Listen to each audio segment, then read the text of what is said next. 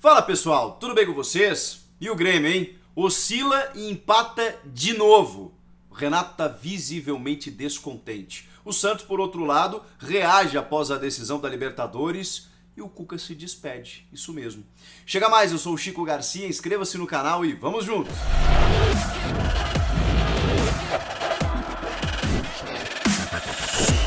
Possivelmente acompanhamos na Arena do Grêmio na tarde desta quarta-feira um encaminhamento de despedidas dos dois times. Falo tanto do Renato no Grêmio quanto o Cuca no Santos. Já vou chegar no Renato, porque o Cuca teria confidenciado a pessoas próximas, né? Foi uma notícia veiculada pelo Sport TV, de que devido a uma exaustão mental ele se despede ao fim da temporada. Restam aí poucos jogos até o dia 25 de fevereiro para que termine o Campeonato Brasileiro e o Cuca possa efetivamente seguir a sua vida, seguir o seu rumo.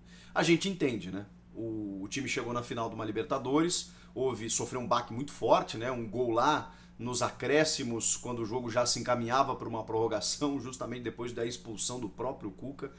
O time sentiu ali, evidentemente, aquela saída dele, embora digam que não.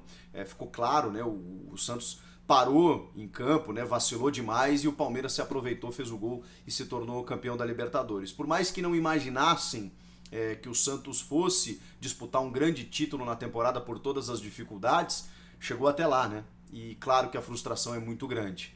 E mesmo assim, o Cuca tem que ser valorizado pelo que fez, pela promoção de garotos, pela necessidade, não podia inscrever jogadores, tudo aquilo que a gente já falou há muito tempo, né? Tomou a frente em situações que não envolviam necessariamente o cargo de técnico, abraçou alguns atletas que estavam muito abalados assim com o ambiente do clube, com salários atrasados, impeachment de presidente, sem diretor de futebol, e o Cuca assumiu tudo isso e conseguiu levar o Santos até uma decisão de Libertadores. Óbvio que ele está exausto emocionalmente, psicologicamente, a gente super entende. Então quando alguém imagina, faz essa ilação de que o Cuca, ao dizer isso, significa que ele não vai assumir nenhuma equipe imediatamente, que ele vai descansar. Não, a exaustão é por conta do trabalho dele no Santos. E tá cansado, né? De tomar a frente de outras situações, se envolver em situações que não são a de técnico e quer realmente seguir em frente depois do trabalho que acabou fazendo. O Santos não tinha, por exemplo, para esse jogo contra o Grêmio, o Pituca e o Veríssimo, que já foram negociados, o Marinho e o Soteldo, que foram poupados, e mais uma vez ele teve que se reinventar. E olha que o Santos ainda assim levou muitas dificuldades ao Grêmio e saiu com um ponto. Por mais que o Santos esteja numa condição de tabela do Campeonato Brasileiro, lá nono colocado, 46 pontos, 7 atrás do próprio Grêmio, que é o sétimo e agora está no G7, temos G7 nesse momento, porque o Palmeiras foi campeão da Libertadores. Se o Palmeiras for campeão da Copa do Brasil também, abre G8. Isso se o Palmeiras estiver entre os 6. Só para a gente ter uma ideia e situar em que situação está o Grêmio. Hoje, pré-Libertadores, sétimo. Se ganhar a Copa do Brasil, vai via vaga direta, né? E não depende dessa sétima vaga. Mas enfim, o Santos, que fez um ótimo primeiro tempo, saiu na frente, inclusive, numa falha do zagueiro Rodrigues, né, que o Luan Pérez avança e cruza para o Caio Jorge. O Grêmio consegue empatar lá no finalzinho, num passe brilhante do Jean-Pierre, em que o PP sofre o pênalti, e aí o Grêmio consegue ali o seu empate. Agora, o Santos jogou melhor o primeiro tempo.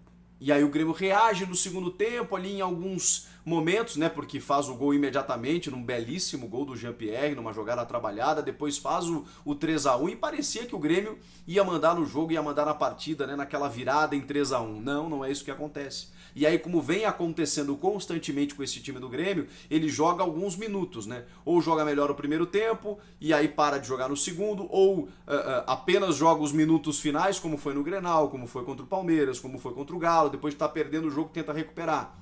No caso do Grenal até saiu na frente, mas aí deixou tomar a virada. É um time muito inconstante, é um time que oscila demais, mas que é incrível como mostra nesses parcos momentos, nesses raros momentos de um time que troca a bola, que sabe jogar, que tem talento, tem qualidade, não consegue ser regular. E por isso chega ao seu 17º empate na competição. Inacreditável. O Grêmio bate um recorde. Ninguém, ou outros clubes ali, Palmeiras, Botafogo, Flamengo, tiveram também 17 empates. Se o Grêmio empatar mais uma vez, ninguém vai ter tido mais empates no campeonato de pontos corridos do que o Grêmio. E tem mais jogos ainda, né? Tem mais 4 jogos para disputar, ou seja, é possível. Você que aposta em sites, né? Quer apostar num resultado pro Grêmio, empate. Vai tranquilo, porque esse é o resultado mais óbvio pro Grêmio nos últimos tempos nesse Campeonato Brasileiro. Incrível como o Grêmio empata os seus jogos. E aí não dá para disputar título e muito menos não, né? Mas G4 da mesma forma. Hoje o Grêmio está muito distante, tá 5 pontos, mas não está na sua realidade conquistar uma vaga na Libertadores direta via Campeonato Brasileiro. Um time que empata tantas vezes mostra uma oscilação e uma inconstância capaz de deixar ele fora dessa situação. E aí, claro, né, tem os pênaltis polêmicos, porque, obviamente, todo pênalti é polêmico, todo pênalti com toque na mão há de se reclamar. O Renato até me pareceu com um tom mais baixo hoje na coletiva e reclamou, foi por outro lado, reclamou do critério, e aí tudo bem, a gente pode até discordar que em muitos pênaltis os toques de mão eles não são marcados ou são marcados, porque realmente eu já falei sobre isso, a regra é confusa, ela não esclarece, ela mudou de 2 anos para cá, no sentido de orientação. Hoje o braço aberto ele é pênalti quase certo, mesmo que você tenha outros indícios para tentar minimizar ou levar ao ponto de não marcar. Não, o braço aberto hoje praticamente os árbitros estão dando pênalti. Aí tem torcedor que está lembrando aquele pênalti contra o Atlético Paranaense, que o Jeromel cabeceia, o jogador pula de braço aberto, mas aquilo é um pênalti escandaloso que o árbitro não marcou. E não é porque ele não marcou lá que não tem que ser marcado hoje. O Matheus Henrique estava com o braço aberto, a bola bateu ali, o Luiz Fernando também, e os pênaltis foram marcados. E o Wilton Pereira Sampaio, na minha opinião, fez uma grande arbitragem. Agora, claro, né, o Grêmio está reclamando lá do Grenal, que não foi pênalti marcado no Ferreirinha, aquela coisa toda. O do Kahneman, o Grêmio já nem fala mais, né? Nem fala mais, porque a gente chegou à conclusão que foi pênalti mesmo, pelo menos de acordo com a regra, com as novas orientações e tudo mais. Então eu acho que se focar na arbitragem nesse momento me parece um erro. Mas isso acontece há muito tempo. E o Renato, claro, né, o Renato tem essas manobras diversionistas, né, em que ele vai para a entrevista e ele fala de outras coisas para que não se fale do futebol, da qualidade do jogo, que está diminuindo cada vez mais com esse time do Grêmio, que ainda tem uma final de Copa do Brasil para disputar. E por que eu falo que o Renato está descontente?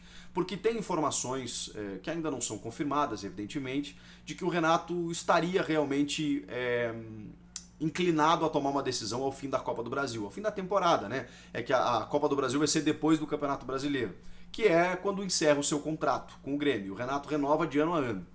Ele e o Romildo Bolzan Júnior, o presidente do Grêmio, eles têm um acordo, uma parceria de que eles vão se mantendo, né, durante a gestão, e o Romildo tem mais 2 anos de gestão, então a tendência é que o Renato daqui a pouco fosse até renovar.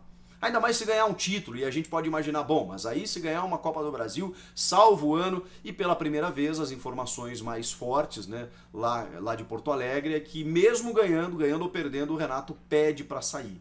E essa, eu digo para vocês, é a única possibilidade do Renato deixar o Grêmio. Esqueçam demissão. Romildo Bolzan Júnior não vai demitir o Renato.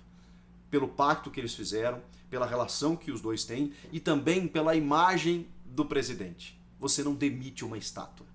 Você não demite um ídolo. É muito difícil fazer isso sem se queimar. Sem queimar a imagem do político, do gestor.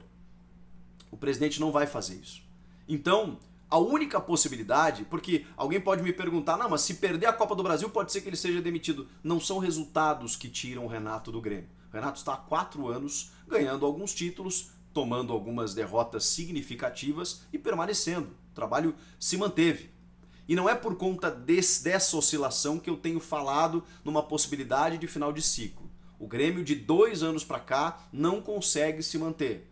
Embora chegue e tenha chegado na final da Copa do Brasil, é um time que oscila demais. E o Renato com algumas escolhas equivocadas, com dificuldade para mexer no time, com protecionismo exagerado. Hoje a grande questão é que o César Pinares, que é o camisa 10 da seleção chilena, está no banco de reservas, mas o Renato opta por quem?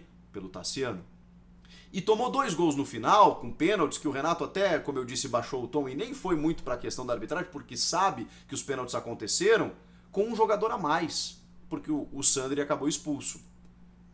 E aí vem o Renato e diz assim, não pode, depois que você tá ganhando por 3-1 com um jogador a mais, a bola rondar, a bola ficar perto da sua área. Isso eu concordo. Mas isso é o time dele que tá fazendo. O Grêmio tem tomado gols e perdido pontos por vacilos absurdos nos últimos jogos. E alguma coisa está acontecendo. E aí vem o Renato falar em falta de malandragem, é o Nana Neném, que os jogadores ficam dormindo, aquela coisa toda e tal. Mas ele não resolve.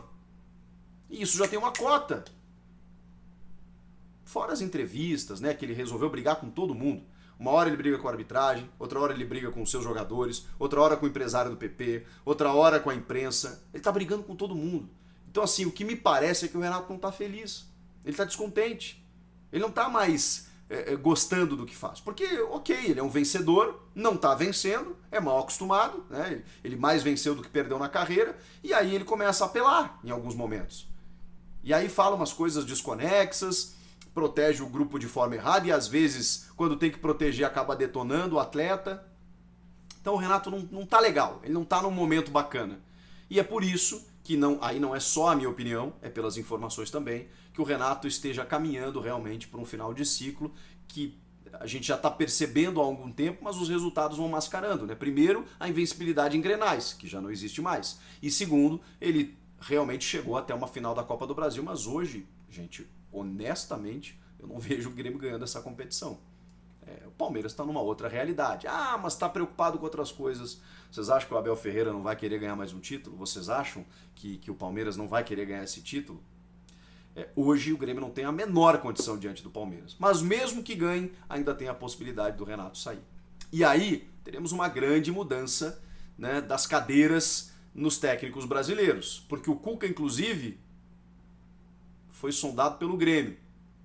Tem um interesse aí de treinar o Grêmio, será? Bom, isso aí é coisa mais pra frente. Queria saber o que vocês acham de tudo isso. O Cuca indo embora e o Renato possivelmente. Comenta aqui embaixo, inscreva-se no canal, volto na próxima. Tchau!